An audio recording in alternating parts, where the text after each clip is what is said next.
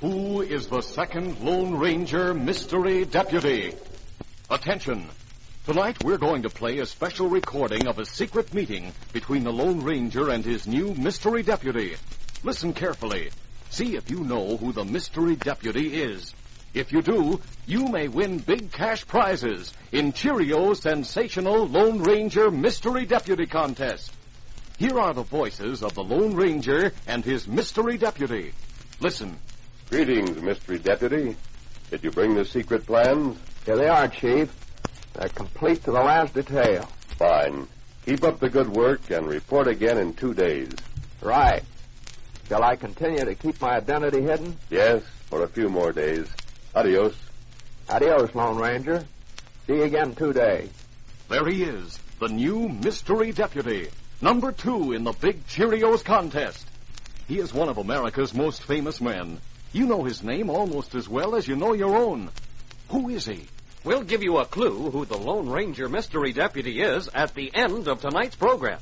Then, if you think you know the very famous person whose voice you have just heard, follow the easy contest rules, which I'll tell you about, and you may win $4,000 in cash. Here's how to enter the contest.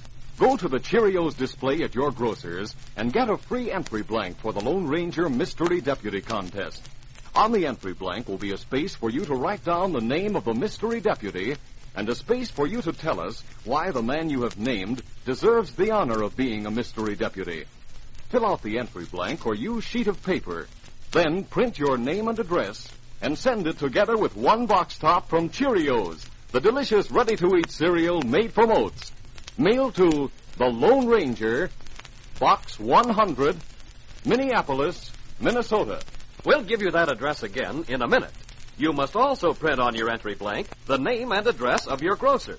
Ask your grocer to help you identify the Lone Ranger Mystery Deputy and assist you in preparing your entry. If your grocer helps you and you indicate this on your entry blank, he will win a choice of beautiful Bendix front row television set with 10-inch picture screen and push-button tuning, or Bendix console radio if you win first prize, or the famous Bendix luggage-style 3-way portable radio if you win a second prize. Now, here's something else. There's not just one winner in this sensational contest, but there will be hundreds of winners.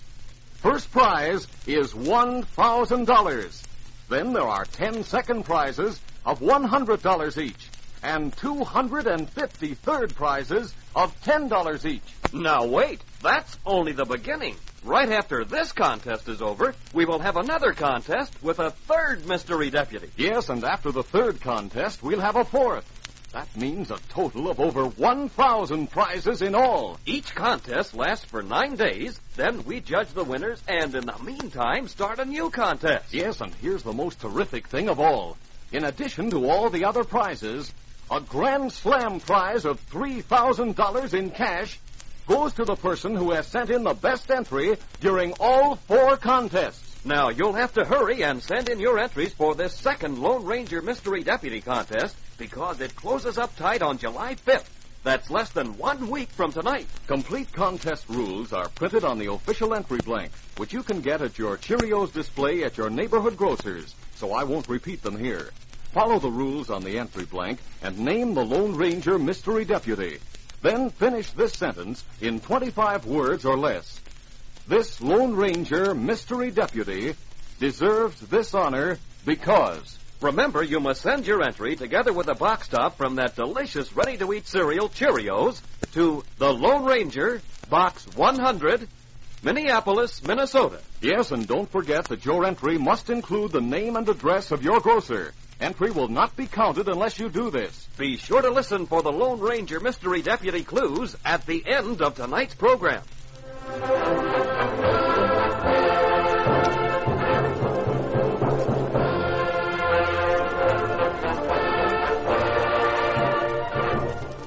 Now to continue our story.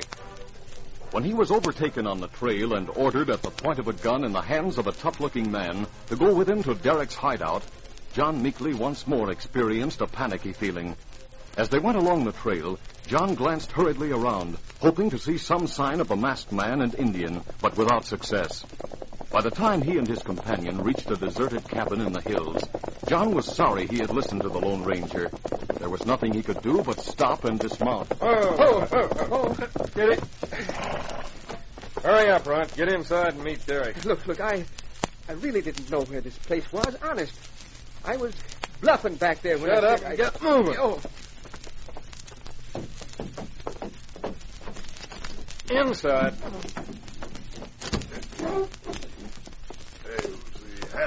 This little runt come into the cafe yapping about recognizing you when you rode away from town today. He said he knew where you were hiding out. We'll have to light out then. Maybe he told the sheriff all that, too. Nope, he didn't. Seems like people in town laugh at this little hombre because he likes to make out he's tough, and he's always getting bounced around by someone. He asked to go with the posse, but the sheriff wouldn't let him. So you knew who I was when you saw me, huh, Shorty? Well, see, I really... He tried to get the men at the cafe to come out here to capture you for the reward, but they laughed at him. And the way he talked, though, I knew for once he wasn't putting on an act. All right, grab him, Pete. Hold his arm. I got him. Let me go. Listen.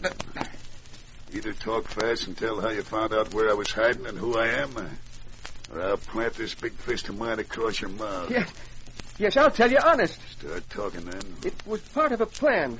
Me going to the cafe and saying that. What do you mean, a plan? Well, I met two hombres. A masked man and an Indian. They said they'd been trailing you and guessed you pulled that robbery. The masked man planned for me to go to the cafe and talk like I did. Masked man and an Indian? Don't make sense. Yes, it does, you fool.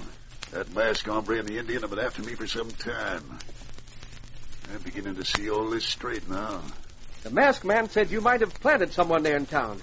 If I talked and said I knew who those outlaws were, that someone would follow me and bring me right to you. The masked man and Indian were to follow, but they crossed me up. So that's it. They were going to follow, huh? And they used you for the fall guy. Well, it's too bad you listened to that masked man. But good for us. What are you going to do, Bill? They It's followed our chance to get rid of that hombre. They didn't expect the half-pint to get scared and squeal like he did. So they won't know we're expecting them. Let's get outside pronto and bring that whining little hombre with you. We'll wait in ambush until those two show up and fill him with lead. Then we'll give Shorty here what's coming to him. Come on, let's go.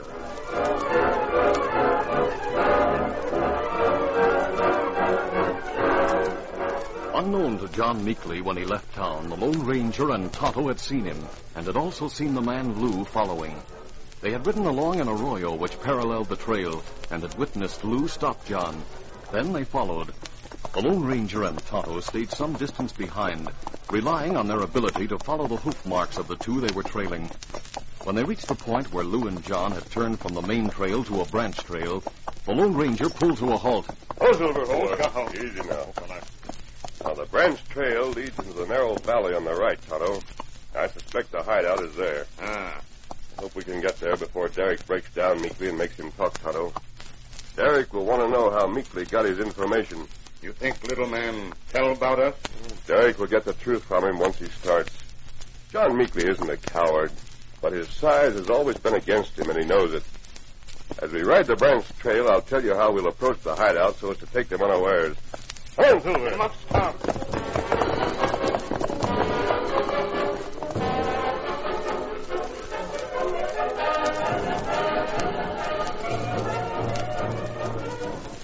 Meantime, Derek and the other two outlaws had hidden in ambush behind some large boulders a short way up the branch trail from the cabin. They had taken John's gun, and the little man stood with his hands tied behind his back between Derek and Pete. Finally, they heard hoofbeats approaching beyond a bend in the trail, just a short distance away from the boulders. Well, here they come. Set your guns at the bend. The minute they appear, we'll all shoot. You won't have a chance. You'll never know what hit him. We'll settle Shorty right after. All right, this is it. We'll come around the bend in a minute. Get set. No, you dirty crook. I won't let you ambush you. Oh, bust in, I'll fix that shrimp. Hey, look. A white stallion on a paint. But with empty saddle. Well, I'll be... At least I can put a bullet in the runt. Oh, I'm hit. Hold it, all of you. You're coming. Hey, they're above us on top of the boulders. Drop your gun. Drop them. They both got the drop on us. I'll get one of them. No, you're not going. Oh, Ow, I stopped a bullet. I give up. Coming down. Come on, Tonto. That sure was good work, mister. Little fellow seems to be all right. Are you hurt, John? No, I'm all right. I thought you forgot me. I told them about you. They made me do it. Yes, I know. But I saw what you did when you thought they were going to shoot us. You've got what it takes, John. I couldn't let them do it. But then the saddles were empty after all. Yes. We dismounted up trail a bit and sent the horses on. And we cut across to these boulders and climbed up just in time. I suspected an ambush, and this was the logical place. Gosh, that sure was smart figuring, mister. We'll get their horses, and we'll tie these crooks on them and take them to town. Here, I'll cut your cord. This one over here. This one. There you are. Now, get a gun. I think the people in town have a surprise coming. Let's get going.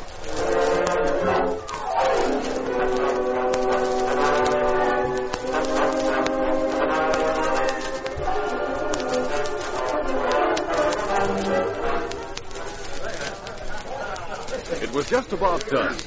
The sheriff and the posse had returned to town and had gone to the cafe. They were inside talking over events of the day.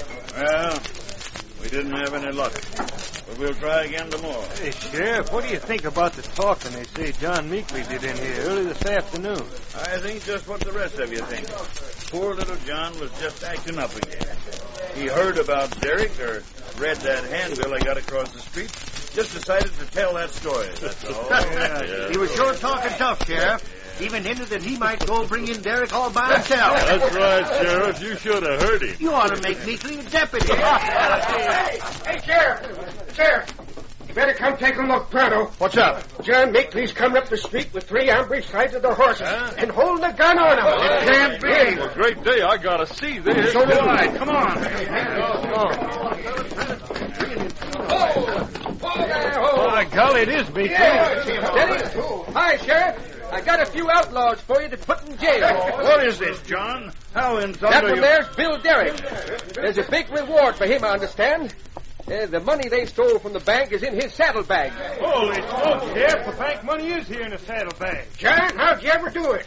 We thought you were just talking local. What a man he turned out to be. Well, he may be a little man, but we gotta admit he must be plenty tough to round up these outlaws. That's right, Sheriff. That's right. John, I'm sorry I misjudged you. You'll get the reward on Derek, all right, and the reward from the bank, too. Meekley, I've been hunting for you after the wild tale you told at the cafe today. Now you get on Just home. a minute, Matty. See them 3 tough-looking hombres sitting there in them saddles, so sorry-like? I see him. Your husband, John, just captured them. What's more, one of them's Derek, one of the toughest outlaws in the territory. You say my husband captured him? You can take the sheriff's word for it that I just brought him in, Matty. What's more, I ain't going home till I'm good and ready. That's the way to talk, John. Yeah, sure. How tough you are, John. Maybe you'll let you be boss now a bit. Great jumping catfish. And to think I ran him out this morning with a broom. Reckon I just ain't the type to get tough with a female, Matty. But every man's got limits to his temper. That's talking. Of course, John. I remember. Yes. Now, tell us, John, just how on earth did you do it all by yourself? Well, as a matter of fact, Sheriff, I guess I'd better tell you. If it wasn't for the Lone Ranger, we wouldn't be here. Lone Ranger! Man alive, John. You turned out to be so tough when you met up with those crooks that Derek thinks you're the Lone Ranger without his mask on. That's sure a hot one. Put those crooks in jail, man. I'm sick of looking at them. Imagine John Meekley getting outlaws to thinking he's the Lone Ranger. What do you think of that, boys? Ain't that something?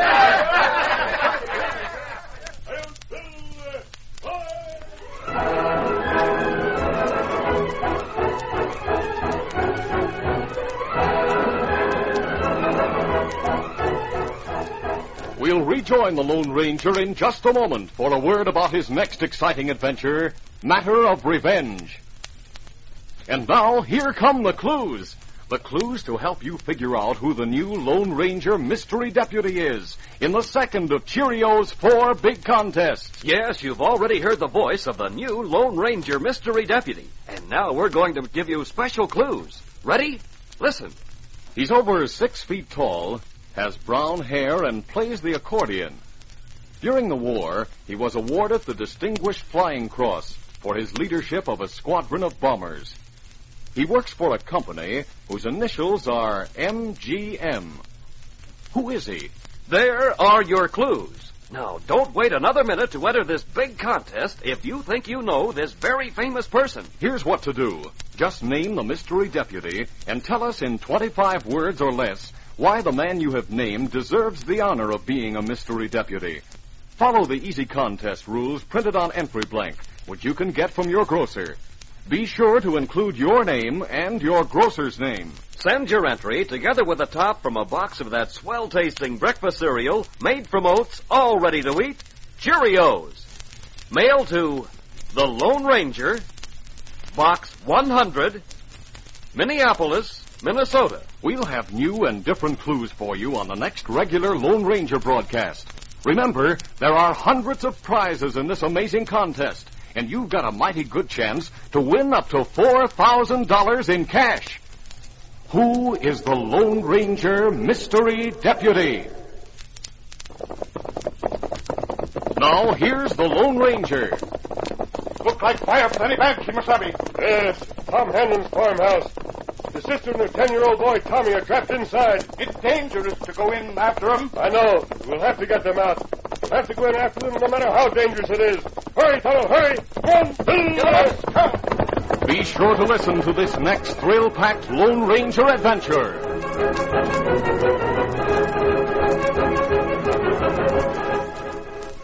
Say, living's getting better all the time. Imagine now you can bake real Betty Crocker cakes from mixes. Sure, Betty Crocker's 3 new mixes, Party Cake, Devil's Food, and Ginger Cake, are Betty Crocker recipes measured out more scientifically than they could be at home. No wonder your cake baking success is sure. Try Party Cake for yellow, white, or spice cake.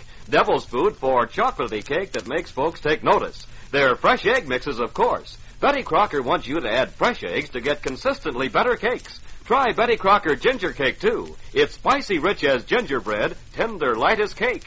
Made from cake flour, not from bread flour. These aren't ordinary cake mixes. They're Betty Crocker cake mixes. Try all 3. You have just heard another of the famous Lone Ranger stories, a copyrighted feature originating in Detroit. This is a feature of the Lone Ranger Incorporated, created and produced by George W. Trendle, directed by Fred Flowerday, and edited by Fran Stryker. The part of the Lone Ranger is played by Brace Beamer. Your announcer, Fred Foy.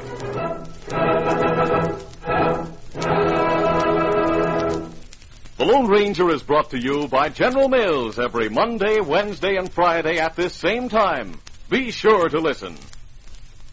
Adventure lovers, tune in tomorrow night, same time, same station for another thrill-packed show. Counter Spy, presented by Pepsi-Cola. Pepsi-Cola hits the spot. 2 full glasses, that's a lot. Right, 2 glassfuls of delicious Pepsi from one big 12-ounce bottle. Twice the tangy taste, twice the natural goodness, twice the Pepsi. Take a carton home, America's biggest cola value. Why take less when Pepsi's best? Why take less when Pepsi's best? This is ABC, the American... You've been listening to the OTR Gold Network.